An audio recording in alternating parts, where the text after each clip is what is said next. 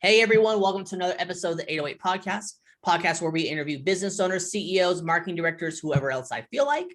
It is 4 questions at 8 minutes and 8 seconds because 808 looks like Bob, and here we go. Question number 1 in a couple sentences. Tell me who you are and what do you do? Hey Bob, my name is Adam Roosevelt. I am an entrepreneur by trade. I lead cyber compliance and investigation services for major law firms as well as the U.S. federal government. I also have served as a nominee in Virginia for the Virginia House of Delegates. Love it, Adam. Congrats on that. Question number 2, what advice do you want to share? Go. The advice I want to share to entrepreneurs and independent contractors out there is how to land a $250,000 contract with the U.S. federal government.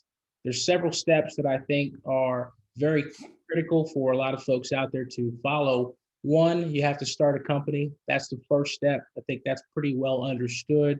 Number 2, that's very important, is obtaining all of the licenses, going through the administrative procedures to register the company with the federal government databases so that they can actually find you and that you're authorized to contract with the U.S. federal government.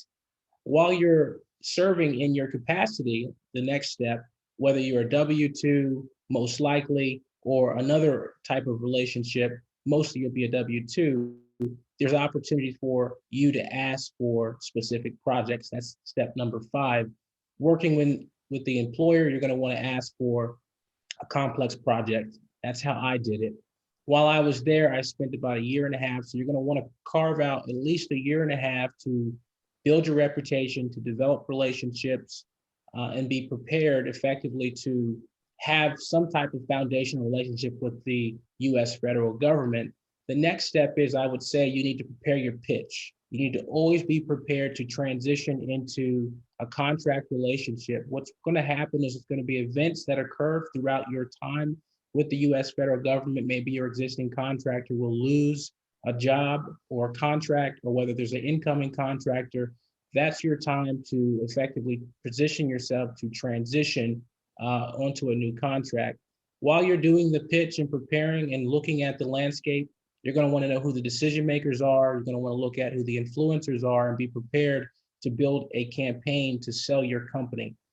The next thing you'll want to do while you've been preparing and delivering on that complex project that you asked for, you're going to want to make sure you've cemented yourself as an essential team member.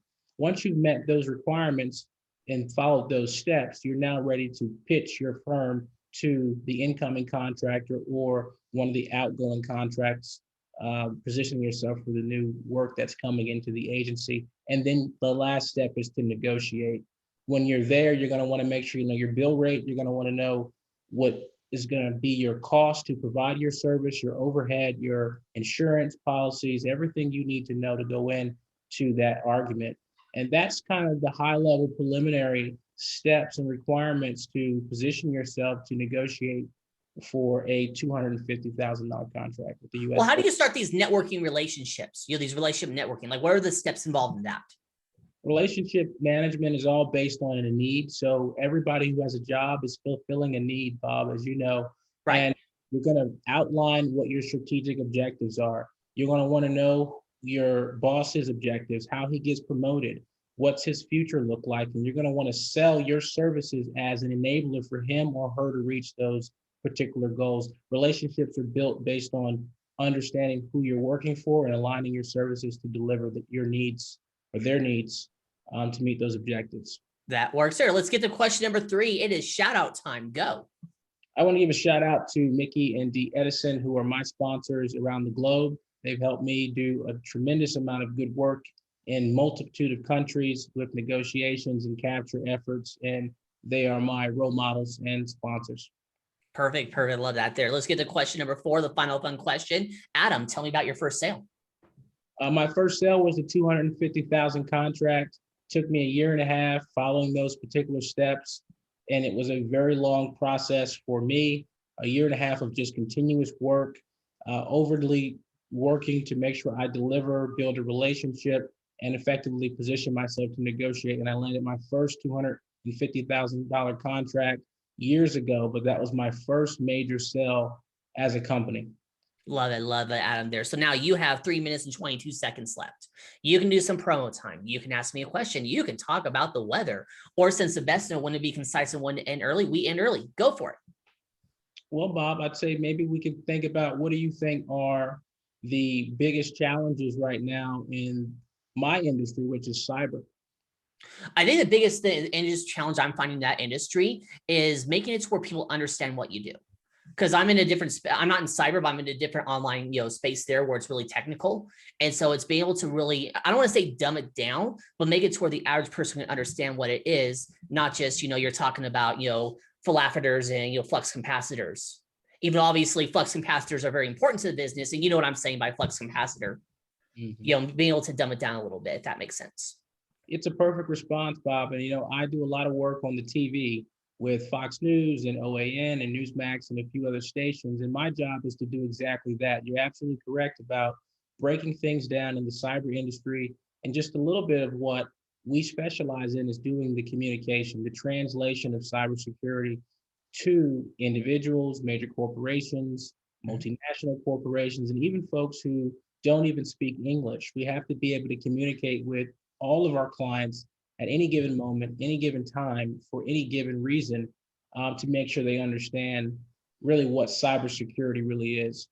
And then the next question I'll ask you too is, have you dealt with a lot of cybersecurity companies in your time, and the interview process, and what's been the most unique thing you've seen so far? It's actually for our IT guy on that part there, really was no interview process. He had a company, I trusted him. I'm like, okay, let's go. And then he keeps things running on that point there. So yeah, I really haven't much experience in interviewing cybersecurity people, if that makes sense. You found exactly where I was going though, and it's the trust element. You got to be able to trust people with your biggest crisis. Yeah.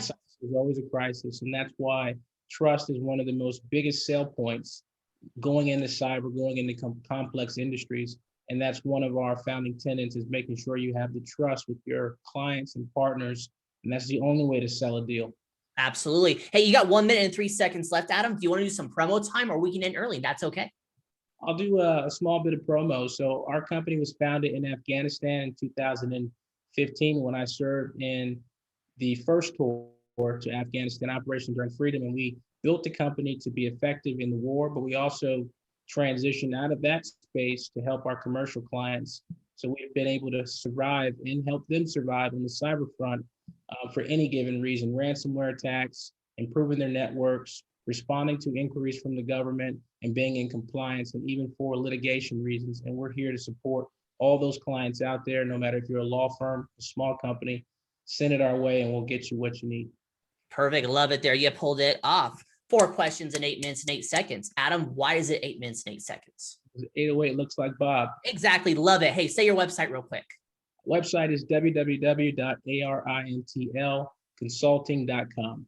It's in the description. It's magic. Adam, thank you so much for being on. Tip of the hat to you. Thank you, Bob. You're welcome. And for everyone else watching or listening, I'm legally required to tell you to like, share, comment, subscribe, thumbs up, ring the bell, whatever the heck the social media network tells you all to do. You all have a wonderful day. Now I'll talk to you later. Bye.